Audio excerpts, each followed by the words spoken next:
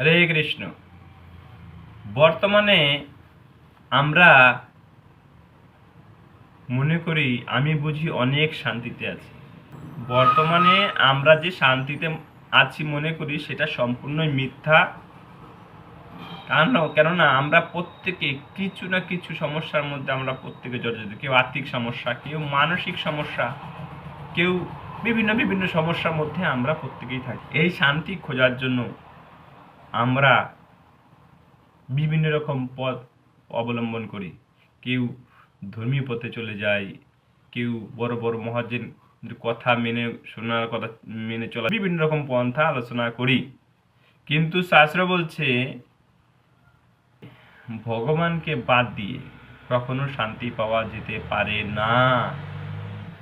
কারণ হচ্ছে আমরা হচ্ছি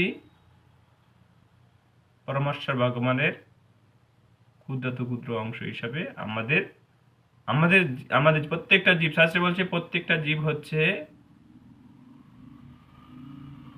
জীবাত্মা এবং পরমাত্মা দিয়ে তৈরি। এই পরমাত্মা হচ্ছে ভগবান শ্রীকৃষ্ণের ভগবানের অবিচ্ছেদ্য অংশের কাজ হচ্ছে ভগবান শ্রীকৃষ্ণ হচ্ছেন পূর্ণ, আমরা হচ্ছে তার অংশের কাজ হচ্ছে পুণ্যের সেবা করা। যদি অংশ পুণ্যের সেবা করে তাহলেই অংশটা শান্তি পাবে, না হলে কখনোই শান্তি পেতে পারে না। তাই আমরা যদি ভগবান শ্রীকৃষ্ণের সেবা করি অথবা আমরা যদি ভগবান শ্রীকৃষ্ণের দাস মনে করি নিজেকে, তাহলেই আমাদের একমাত্র শান্তি পাওয়ার রাস্তা। এছাড়া আমরা যদি নিজেকে ভগবানের সন্তান মনে করি, তাহলেই সন্তান মনে করে যদি তাকে ভালোবাসি, তাহলেই আমাদের অশান্তির ভাগ চলে যাবে। তাই আমাদের ভগবানকে ভালোবাসতে হবে। আর শুধু ভগবানকে ভালোবাসলেই হবে না, ভগবানের সৃষ্টি প্রত্যেকটা জীবকে আমাদের ভালোবাসতে। দেখুন, আমি ভালো বুঝি না, আমি তাও একটু বোঝানোর চেষ্টা করছি।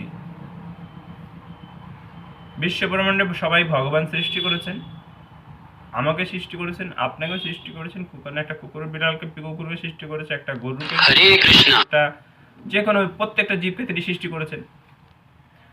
ভগবানের এই সৃষ্ট জীব আপনি, সে আর একটা সৃষ্ট জীব তৈরি করেছে। আপনি যদি অন্য কোনো সৃষ্ট জীবকে হত্যা করেন, আপনাকে যদি কেউ হত্যা করে, তাহলে ভগবান খুশি হবে? কখনই খুশি হবেন না। তো অন্য একটা জীবকেও যদি আপনি হত্যা করেন, তাহলে আপনার উপরে ভগবান খুশি হবে? কখনই হবেন না। আপনি চেষ্টা করুন আপনার দ্বারা ভগবানের সৃষ্ট অন্য কোনো জীবের যেন কোনো কষ্ট না হয়। এইটা যদি আমরা প্রত্যেকে চেষ্টা করি, তাহলে আমার মনে হয় পৃথিবীর প্রত্যেকটা জীব অটোমেটিক্যালি শান্তি অনুভব করবে। আমরা কি ভাবি, আমার পাওয়ার আছে, আমি এখন যা খুশি করে নেব। হ্যাঁ, আরে বাবা, চিন্তা নেই, একজন তো উপরে আছে। আমরা যেমন কোনো একটা পাপ কাজ করলে থানা, পুলিশ, কোর্ট আছে, তারা প্রশাসন আছে, তারা আমাদের শাস্তি দেবে। তো কি মনে হয়, আমি যদি ভগবানের সৃষ্ট অন্য কোনো জীবকে, দুর্বল জীবকে আমি যদি হত্যা করি, তাহলে কি মনে হয় কেউ আপনাকে ছেড়ে দেবে? হয়তো প্রশাসন এই জগতে কিছু করছে না, কিন্তু একজন তো আছে যে কিনা সবই লক্ষ্য করছে।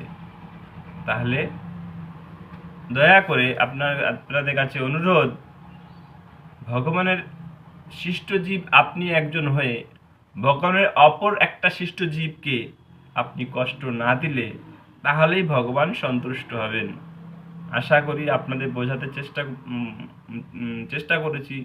যদি বোঝেন ভালো, তারপরে যদি আমার কোনো ভুল ত্রুটি হয়ে থাকে, এই অধমকে আপনাদের ভাই ছোট মনে করে এই অধমকে ক্ষমা করে দেবেন এবং বুঝিয়ে দেবেন।